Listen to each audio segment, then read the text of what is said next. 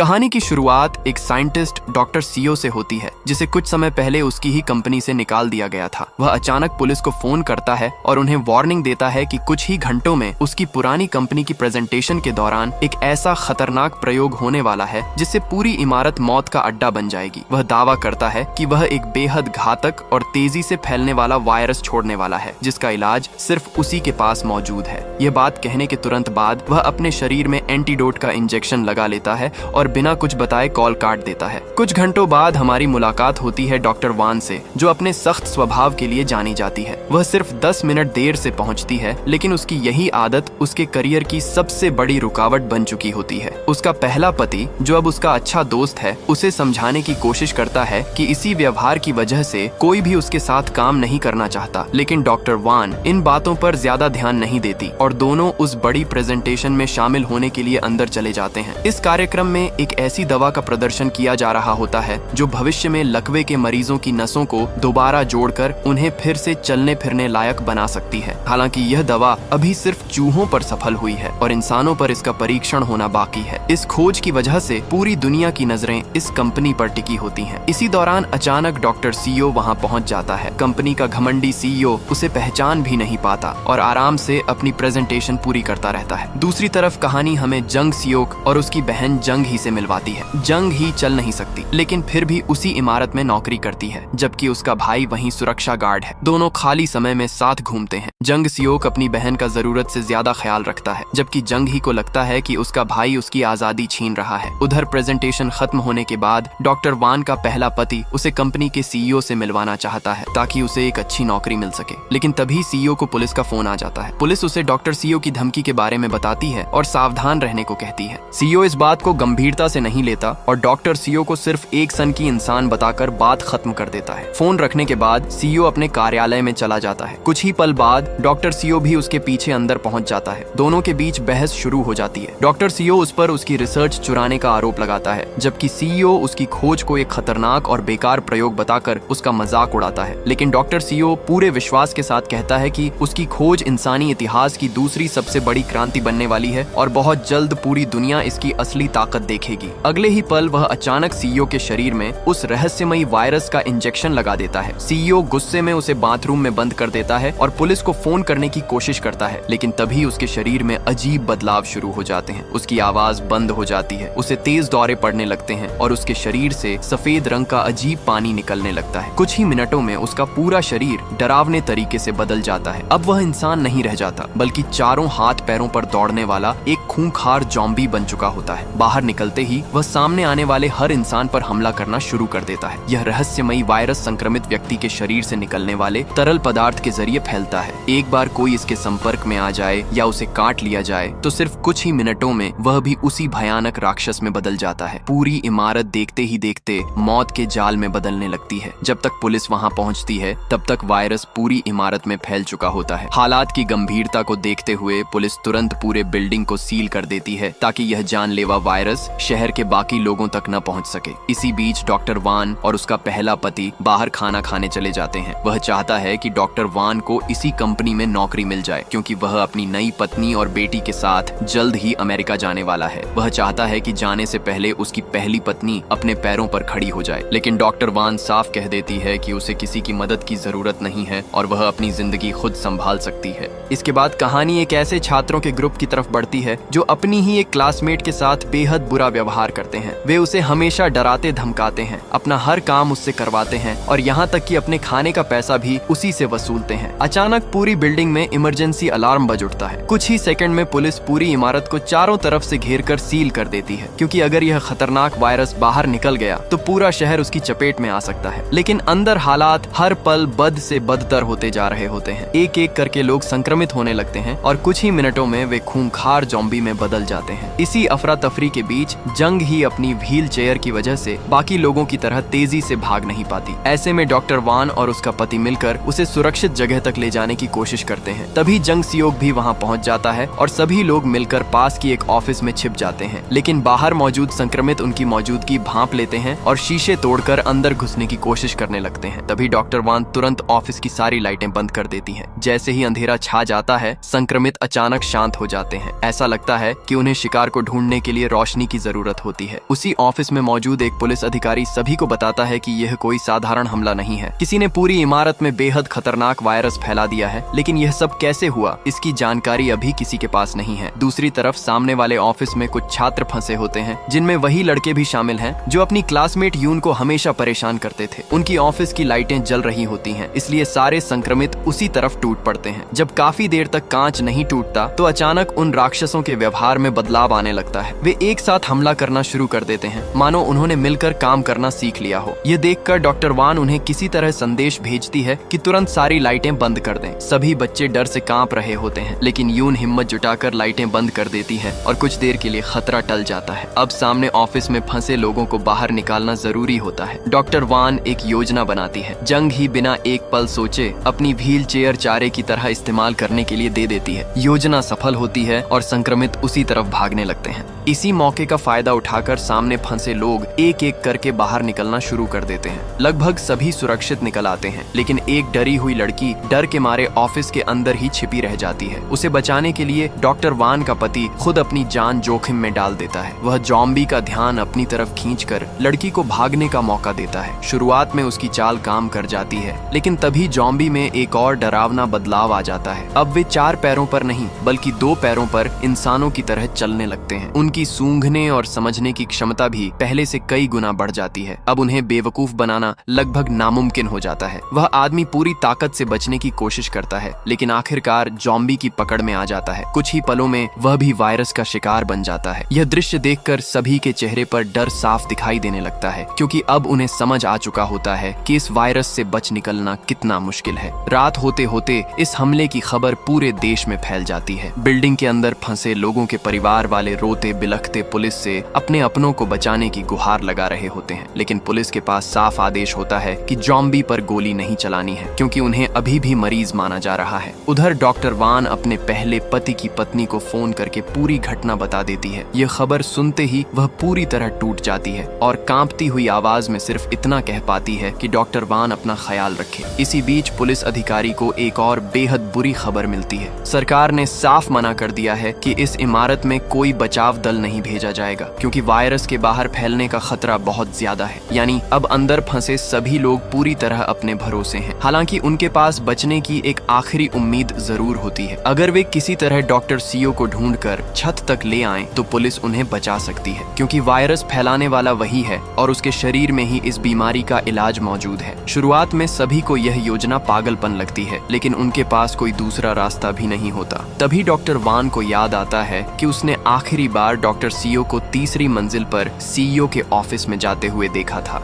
इसलिए सभी फैसला करते हैं कि सबसे पहले वहीं जाकर उसकी तलाश की जाएगी, लेकिन वहां तक पहुंचना भी आसान नहीं होता। तभी डॉक्टर वान जॉम्बी के व्यवहार को ध्यान से देखकर एक नई बात समझती है। उसे लगता है कि ये राक्षस किसी सफेद चिपचिपे तरल के जरिए एक दूसरे से संपर्क करते हैं और गंध के सहारे अपने शिकार तक पहुंचते हैं। अगर इन्हें किसी दूसरी तेज खुशबू के पीछे लगा दिया जाए और इंसान अपनी असली गंध छिपा लें, तो शायद इन्हें धोखा दिया जा सकता है। इस योजना को आजमाने के लिए एक बुजुर्ग व्यक्ति खुद आगे आता है। बाकी लोग कहते हैं कि यह काम किसी जवान इंसान को करना चाहिए, लेकिन वह गर्व से बताता है कि उसने पूरी जिंदगी जिम्नास्टिक की है और अभी भी यह जोखिम उठा सकता है। इसके बाद उसके पूरे शरीर पर तेज खुशबू वाला परफ्यूम छिड़क दिया जाता है और उसे परफ्यूम की दुकान तक भेजा जाता है। जैसे ही वह बाहर निकलता है, सारे संक्रमित उसी गंध की तरफ पागलों की तरह दौड़ पड़ते हैं। बहुत मुश्किलों के बाद वह परफ्यूम की दुकान तक पहुंच जाता है। रास्ते में वह फर्श पर तेल फैला देता है, जिससे कई संक्रमित फिसल जाते हैं और उसे थोड़ा समय मिल जाता है। वापस आने के बाद सभी लोग ढेर सारे परफ्यूम और डिटर्जेंट को पुतलों पर छिड़क देते हैं। फिर जैसे ही वे उन पुतलों को बाहर रखते हैं, सारे संक्रमित उन्हें ही इंसान समझकर उनके पीछे भागने लगते हैं। कुछ देर के लिए यह योजना शानदार तरीके से काम करती है और सभी लोग वहां से निकलने लगते हैं, लेकिन तभी एक लड़की अचानक गिर जाती है और एक संक्रमित के बिल्कुल सामने पहुंच जाती है। उसे बचाने के लिए डॉक्टर वान तुरंत स्प्रिंकलर सिस्टम चालू कर देती है। पूरे इलाके में पानी बरसने लगता है, जिससे संक्रमितों के बीच होने वाला उनका रहस्यमयी संपर्क कुछ देर के लिए टूट जाता है। इसी मौके का फायदा उठाकर सभी लोग लिफ्ट तक पहुंचने में सफल हो जाते हैं। सबसे आखिर में जंग सीओ खुद पीछे रुककर सबको सुरक्षित लिफ्ट के अंदर भेजता है। उसकी बहादुरी की वजह से सभी लोग मौत के मुंह से निकलने में कामयाब हो जाते हैं। दूसरी तरफ सरकार अब इस वायरस को समझने के लिए सियोल के सबसे बड़े वैज्ञानिकों और विशेषज्ञों को बुला चुकी होती है। खबरों में बताया जाता है कि डॉक्टर सीओ अपने समय का सबसे होनहार साइंटिस्ट था, जिसका भविष्य बेहद उज्जवल माना जाता था।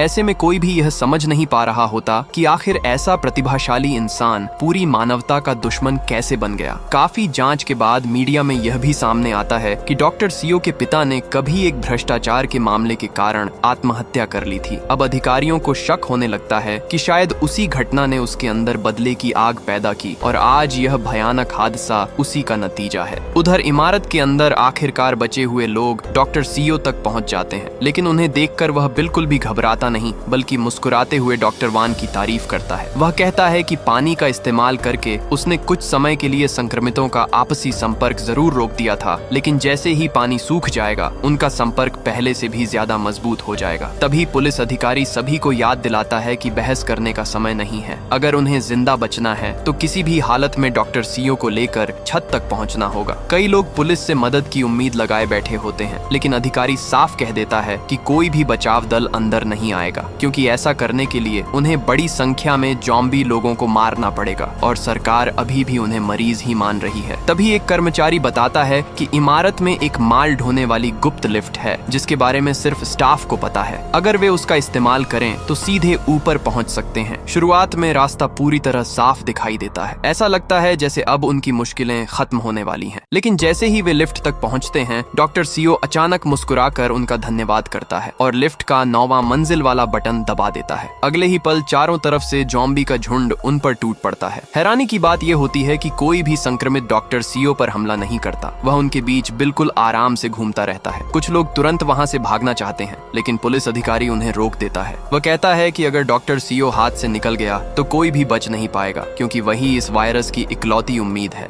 वे लोग बेसमेंट में बने सिक्योरिटी कंट्रोल रूम की तरफ जाते हैं ताकि कैमरों की मदद से डॉक्टर सीओ का पता लगाया जा सके। दूसरी तरफ प्रोफेसर गोंग डॉक्टर सीओ की सीक्रेट लैब में पहुंचती है। वहां कई संक्रमित बंदर पिंजरों में बिल्कुल शांत बैठे दिखाई देते हैं, लेकिन तभी एक बंदर बिजली जैसी तेजी से हमला कर देता है। उसकी चाल किसी जानवर जैसी नहीं, बल्कि एक ट्रेंड सैनिक जैसी होती है। अगले ही पल बाकी सभी बंदर भी एक साथ हमला करने लगते हैं। जब हालात बेकाबू होने लगते हैं, तभी सबसे पहले वाले बंदर को मार गिराया जाता है। हैरानी की बात यह होती है कि उसके मरते ही बाकी सभी बंदर भी अचानक बिल्कुल शांत हो जाते हैं। इससे प्रोफेसर गोंग को समझ आ जाता है कि यह पूरा झुंड एक ही लीडर के इशारे पर काम कर रहा था। इधर बचे हुए लोग किसी तरह बेसमेंट के कंट्रोल रूम तक पहुंच जाते हैं। ज़ॉम्बी अब पहले से ज्यादा चालाक हो चुके होते हैं, लेकिन फिर भी वे कैमरों तक पहुंचने में सफल हो जाते हैं। कैमरों में उन्हें डॉक्टर सीओ तीसरी मंजिल पर दिखाई देता है। वह सीधे उस पहले ज़ॉम्बी सीओ के पास पहुंचता है। डॉक्टर सीओ उसके सामने अपना हाथ बढ़ाता है और सीओ उसे काट लेता है। अगले ही पल डॉक्टर सीओ के शरीर में तेज झटके आने लगते हैं। उसी समय पूरी इमारत के सारे ज़ॉम्बी भी अचानक एक साथ बिल्कुल स्थिर हो जाते हैं। डॉक्टर वान तुरंत समझ जाती है कि सभी ज़ॉम्बी किसी तरह एक दूसरे से जुड़े हुए हैं। यही मौका है जब डॉक्टर सीओ को दोबारा पकड़ा जा सकता है। इस दौरान जंग ही खुद कंट्रोल रूम में रुकने का फैसला करती है, ताकि कैमरों के जरिए बाकी लोगों को सही रास्ता दिखा सके। उसका भाई जंग सियोक उसे अकेला छोड़ने के लिए तैयार नहीं होता, लेकिन वह उसे समझाती है कि अगर वे अभी नहीं गए तो कोई भी जिंदा नहीं बचेगा। सभी लोग डॉक्टर सीओ की तरफ बढ़ते हैं, लेकिन तभी वह दोबारा होश में आ जाता है और एक ही इशारे में सारे ज़ॉम्बी को उन पर हमला करने का आदेश दे देता है। अब यह साफ हो जाता है कि डॉक्टर सीओ सिर्फ वायरस से सुरक्षित नहीं है, बल्कि वह ज़ॉम्बी को कंट्रोल भी कर सकता है। डॉक्टर वान तुरंत उसकी आंखों पर पट्टी बांध देती है और तय करती है कि अब से सभी लोग सिर्फ मोबाइल संदेशों के जरिए एक दूसरे से संपर्क करेंगे, ताकि डॉक्टर सीओ उनकी हरकतों का अंदाजा न लगा सके।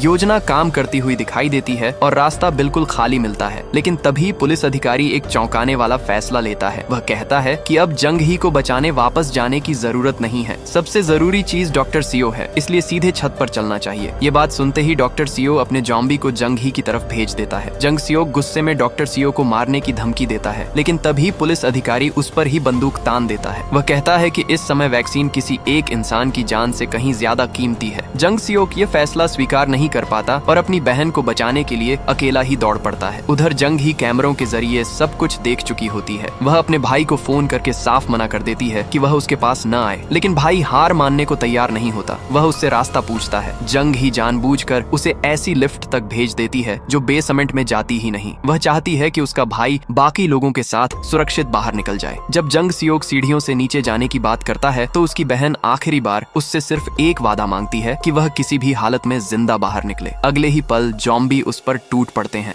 जंग सियोक अपनी बहन को बचा नहीं पाता और बेबस होकर उसकी मौत पर फूट फूट कर रोने लगता है। दर्द और गुस्से से भरकर वह बाकी बचे लोगों को संदेश भेजता है कि उसकी बहन की मौत के जिम्मेदार वही लोग हैं। अब वह सिर्फ डॉक्टर सियो को ही नहीं बल्कि सभी लोगों को भी खत्म कर देगा जिन्होंने उसकी बहन को मरने के लिए छोड़ दिया। दूसरी तरफ सरकार की इमरजेंसी मीटिंग चल रही होती है। मंत्री जानना चाहता है कि डॉक्टर सियो की लैब से आखिर क्या पता चला। तभी प्रोफेसर गोंग बताती है कि इस संक्रमण का कोई इलाज मौजूद ही नहीं है। संक्रमित बंदरों का दिमाग पूरी तरह मर चुका था, यानी डॉक्टर सियो जिस वैक्सीन की बात कर रहा था वह सिर्फ एक झूठ था। मंत्री चाहता है कि यह बात मीडिया के सामने छिपाई जाए ताकि बिना हंगामे के सेना इमारत में घुसकर डॉक्टर सियो को पकड़ सके और सरकार की बदनामी भी न हो। कोई भी साइंटिस्ट इस झूठ का हिस्सा बनने को तैयार नहीं होता, लेकिन प्रोफेसर गोंग एक अलग राय रखती है। उसका कहना होता है कि सभी संक्रमितों को मारने की जरूरत नहीं है। अगर किसी तरह पहले जॉम्बी को खत्म कर दिया जाए तो संभव है कि बाकी सारे जॉम्बी अपने आप खत्म हो जाएं। प्रोफेसर गोंग की बात सभी को सही लगने लगती है। मंत्री इस बात को मान लेता है और तुरंत आदेश देता है कि पूरी इमारत के सुरक्षा कैमरों की जांच करके पहले संक्रमित की पहचान की जाए। दूसरी तरफ जंग सियोक अब पूरी तरह बदल चुका होता है। अपनी बहन की मौत के बाद उसके अंदर सिर्फ बदले की आग बची होती है। अब उसका एकमात्र निशाना डॉक्टर सियो बन चुका होता है। वह सिक्योरिटी कंट्रोल रूम में पहुंचकर कैमरों के जरिए बाकी बचे लोगों की लोकेशन देख लेता है। गुस्से में वह माइक्रोफोन चालू करके उनकी छिपने की जगह सबके सामने बता देता है। जैसे ही यह आवाज डॉक्टर सियो तक पहुंचती है वह तुरंत अपने जॉम्बी को वहां हमला करने का आदेश दे देता है। कुछ ही पलों में पूरा इलाका जॉम्बी से भर जाता है। पुलिस अधिकारी अपनी जान बचाने के लिए बेहद स्वार्थी फैसला लेता है। वह एक घायल व्यक्ति को गोली मार देता है ताकि बाकी जॉम्बी उसी पर टूट पड़े और उसे भागने का मौका मिल जाए। इसके बाद वह डॉक्टर सियो को लेकर वहां से निकल जाता है और बाकी लड़कियों को मौत के भरोसे छोड़ देता है। लेकिन डॉक्टर सियो पहले से ही उसकी चाल समझ चुका होता है। वह उसे ऐसी जगह ले जाता है जहां चारों तरफ सिर्फ जॉम्बी ही मौजूद होते हैं। इधर डॉक्टर वान मौका देखकर डॉक्टर सियो को उसे छीन लेती है। पुलिस अधिकारी भागने की कोशिश करता है लेकिन अब बहुत देर हो चुकी होती है। देखते ही देखते जॉम्बी उस पर टूट पड़ते हैं और उसे जिंदा ही नोच डालते हैं। उधर डॉक्टर वान, यून और बाकी लड़कियां एक गोदाम में छिप जाती हैं। वे डॉक्टर सियो को मजबूत रस्सियों से बांध देती हैं ताकि वह दोबारा भाग न सके। सभी लोग डरे हुए होते हैं और किसी को समझ नहीं आता कि अब आगे क्या किया जाए। डॉक्टर वान बाकी लड़कियों से कहती है कि वे डॉक्टर सियो पर नजर रखें। तब तक वह पुलिस अधिकारी का फोन ढूंढकर आर्मी से कांटेक्ट करने की कोशिश करेगी, लेकिन उन्हें नहीं पता होता कि डॉक्टर सियो के पास जंग ही का मोबाइल मौजूद है। वह अब तक उनके सारे संदेश पढ़ चुका होता है और उनकी हर योजना पहले से जानता है। इसी दौरान यून को परेशान करने वाली लड़की डर के मारे कांप रही होती है। उसे लगता है कि डॉक्टर वान कहीं उन्हें छोड़कर न चली जाए, लेकिन यून उसे समझाती है कि ऐसा नहीं हो सकता क्योंकि डॉक्टर सियो अभी भी उनके पास बंधा हुआ है। लड़की हैरानी से पूछती है कि इतनी भयानक स्थिति में भी वह इतनी शांत कैसे रह सकती है। इस पर यून बेहद दर्द भरी बात कहती है। वह बताती है कि स्कूल में जो रोज उसके साथ होता था वह इस डर से भी ज्यादा दर्दनाक था, इसलिए अब उसे डर महसूस ही नहीं होता। यह सुनकर वह लड़की अपनी गलतियों पर शर्मिंदा हो जाती है और माफी मांगने लगती है। उधर सरकार को आखिरकार पहले जॉम्बी की पहचान मिल जाती है। वह वही कंपनी का सीईओ होता है जो सबसे पहले इस वायरस का शिकार बना था। इसी बीच डॉक्टर वान को पुलिस अधिकारी का फोन मिल जाता है। वह तुरंत अपने बड़ी ढी अधिकारी से संपर्क करके बताती है कि डॉक्टर सियो उनके कब्जे में है और तुरंत बचाव दल भेजा जाए। मंत्री जवाब देता है कि 2 अलग अलग टीमें भेजी जाएंगी। पहली टीम पहले जॉम्बी को खत्म करेगी और दूसरी टीम डॉक्टर सियो को सुरक्षित बाहर निकालेगी। डॉक्टर वान अपनी लोकेशन भी बता देती है, लेकिन डॉक्टर सियो के जॉम्बी लगातार उनकी बातचीत सुन रहे होते हैं। कुछ ही मिनटों बाद गोदाम के दरवाजे पर दस्तक होती है। बाहर से आवाज आती है कि बचाव दल उन्हें लेने आ गया है। अंदर मौजूद लोग राहत की सांस लेते हैं और दरवाजा खोल देते हैं, लेकिन बाहर कोई सैनिक नहीं बल्कि ऐसे संक्रमित खड़े होते हैं जो अब इंसानों की तरह बोलना भी सीख चुके होते हैं। अचानक वे सभी अंदर घुस पड़ते हैं। जान बचाने की कोशिश में वही बदमाश लड़की यून को संक्रमितों की तरफ धक्का दे देती है, लेकिन जैसे ही वह खुद वायरस की चपेट में आती है, डॉक्टर सियो ठंडी मुस्कान के साथ कहता है कि अब उसे अपने कर्मों की सजा मिल चुकी है। दूसरी तरफ सेना आखिरकार पहले जॉम्बी सीईओ तक पहुंच जाती है और लंबी लड़ाई के बाद उसे मार गिराती है, लेकिन सभी की उम्मीदें उसी पल टूट जाती हैं। सीईओ के मरने के बावजूद बाकी जॉम्बी बिल्कुल सामान्य तरीके से चलते रहते हैं,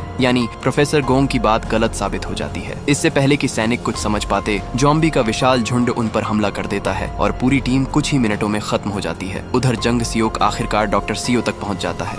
लेकिन उसके आसपास मौजूद जॉम्बी उसे घेर लेते हैं। तभी जंग सियोक को एहसास होता है कि उसके कपड़ों पर वही सफेद चिपचिपा पदार्थ लगा हुआ है जिससे जॉम्बी उसे अपना ही साथी समझ रहे हैं। वह इसी मौके का फायदा उठाकर एक एक करके कई जॉम्बी को खत्म कर देता है, लेकिन डॉक्टर सियो तुरंत दोबारा उनका कंट्रोल अपने हाथ में ले लेता है और नए आदेश देकर जंग सियोक को फिर मुश्किल में डाल देता है। जंग सियोक पूरी ताकत से लड़ता रहता है। इसी बीच डॉक्टर वान पीछे से डॉक्टर सियो के गले में रस्सी डाल देती है और पूरी ताकत से उसका गला घोंटने लगती है। यह मौका देखकर जंग सियोक अपनी बहन का बदला लेने के लिए डॉक्टर सियो को खत्म करने दौड़ पड़ता है, लेकिन ठीक उसी समय डॉक्टर वान उसे रोक देती है। वह कहती है कि अगर अभी गुस्से में आकर उसने डॉक्टर सियो को मार दिया तो शायद इस वायरस का रहस्य हमेशा के लिए खत्म हो जाएगा और पूरी दुनिया खतरे में पड़ जाएगी। जंग सियोक अब किसी की बात सुनने को तैयार नहीं होता। तभी डॉक्टर सियो इस बहस का फायदा उठाकर वहां से भाग निकलता है। जंग सियोक उसका पीछा करता है और आखिरकार उसे पकड़ लेता है। वह हमला करने ही वाला होता है कि अचानक उसके सामने उसकी बहन जंग ही दिखाई देती है। सबसे हैरानी की बात यह होती है कि वह अब अपने पैरों पर खड़ी होकर चल रही होती है। अपनी बहन को इस हालत में देखकर जंग सियोक कुछ पल के लिए पूरी तरह भावुक हो जाता है और अपना बचाव छोड़ देता है, लेकिन अगले ही पल वही लड़की उसके शरीर में चाकू घोंप देती है। तब पता चलता है कि यह सब डॉक्टर सियो की चाल थी। इसके बाद डॉक्टर सियो डॉक्टर वान के सामने पहुंचकर घमंड से कहता है कि उसे उसका धन्यवाद करना चाहिए क्योंकि उसने पहली बार एक अपंग इंसान को फिर से चलने लायक बना दिया है। डॉक्टर वान गुस्से में उससे पूछती है कि उसने आखिर उसे इस प्रेजेंटेशन में बुलाया ही क्यों था। तब डॉक्टर सियो अपने अतीत का सबसे बड़ा राज खोलता है। वह बताता है कि बचपन से ही डॉक्टर वान उसकी प्रेरणा थी। वह उसके पिता की छात्रा थी और उसी ने उसके पिता के खिलाफ भ्रष्टाचार की शिकायत की थी। डॉक्टर सियो के अनुसार उसके पिता का इरादा गलत नहीं था। वह नियम तोड़कर गरीब छात्रों की मदद कर रहे थे,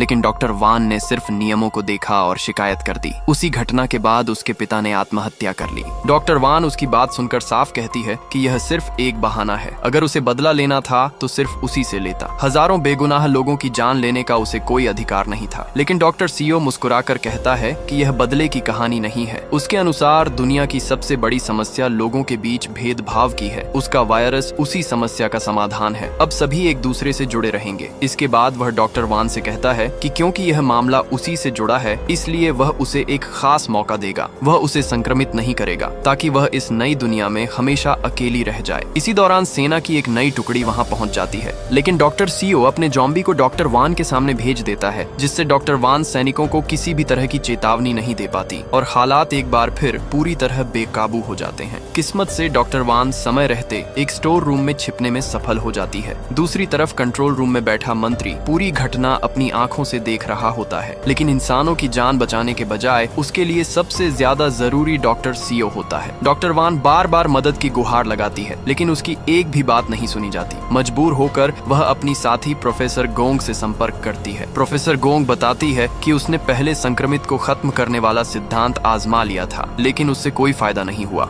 ये सुनकर डॉक्टर वान को अचानक एक बहुत बड़ा सच समझ में आता है। वह कहती है कि असली लीडर कंपनी का सीईओ नहीं था। पूरे जॉम्बी को नियंत्रित करने वाला असली व्यक्ति डॉक्टर सियो है। अगर इस वायरस को हमेशा के लिए रोकना है तो सिर्फ उसी को खत्म करना होगा। उधर डॉक्टर सियो सेना के कई जवानों को भी संक्रमित कर चुका होता है। अब वही सैनिक उसके आदेश मानते हुए बाकी लोगों पर हमला करने लगते हैं। कुछ ही देर में डॉक्टर सियो पूरी तरह आजाद हो जाता है और सीधे इमारत की छत पर पहुंच जाता है, लेकिन उसकी योजना यहीं खत्म नहीं होती। वह पूरे शहर में संक्रमण फैलाने का फैसला करता है। वह इमारत के अंदर बंद सभी जॉम्बी को बाहर निकाल देता है, फिर एक बस हटाकर उनके लिए रास्ता खोल देता है, जिससे हजारों जॉम्बी शहर की सड़कों पर फैलने लगते हैं। कुछ ही मिनटों में पूरा इलाका नरक बन जाता है। जहां भी लोग दिखाई देते हैं जॉम्बी उन पर टूट पड़ते हैं और वायरस तेजी से फैलने लगता है। उधर प्रोफेसर गोंग मंत्री को बार बार समझाती है कि अगर अभी भी डॉक्टर सियो को नहीं रोका गया तो पूरा देश खत्म हो जाएगा, लेकिन मंत्री अब भी अपनी जिद पर अड़ा रहता है। वह कहता है कि डॉक्टर सियो को किसी भी कीमत पर नहीं मारा जा सकता, क्योंकि वही उनकी आखिरी उम्मीद है। हालात इतने बिगड़ जाते हैं कि मंत्री अपने सभी अधिकारियों को तुरंत वहां से निकलने और पास के आर्मी बेस पर नया कंट्रोल सेंटर बनाने का आदेश दे देता है। इसी बीच डॉक्टर वान किसी तरह गोदाम से बाहर निकल आती है। बाहर निकलते ही उसे एक बेहद अहम बात पता चलती है। वह देखती है कि अगर कोई इंसान उन कपड़ों को पहन ले जिन पर संक्रमितों का सफेद चिपचिपा पदार्थ लगा हो तो संक्रमित उसे पहचान ही नहीं पाते। यही उसकी आखिरी उम्मीद बन जाती है। वह अपनी साथी प्रोफेसर गोंग से संपर्क करती है। कैमरों की मदद से दोनों मिलकर डॉक्टर सीओ की लोकेशन पता लगा लेते हैं। डॉक्टर वान पूरी रफ्तार से गाड़ी चलाकर उसे कुचलने की कोशिश करती है, लेकिन डॉक्टर सीओ समय रहते बच निकलता है। आखिरकार वह उसे ऐसी जगह घेर लेती है जहां चारों तरफ जॉम्बी मौजूद होते हैं। क्योंकि उसके कपड़ों पर सफेद पदार्थ लगा होता है, इसीलिए कोई भी जॉम्बी उसे नहीं देख पाता। डॉक्टर सीओ यह देखकर अपने जॉम्बी को नए आदेश देने की कोशिश करता है, लेकिन तभी डॉक्टर वान अपने शरीर से वे कपड़े उतारकर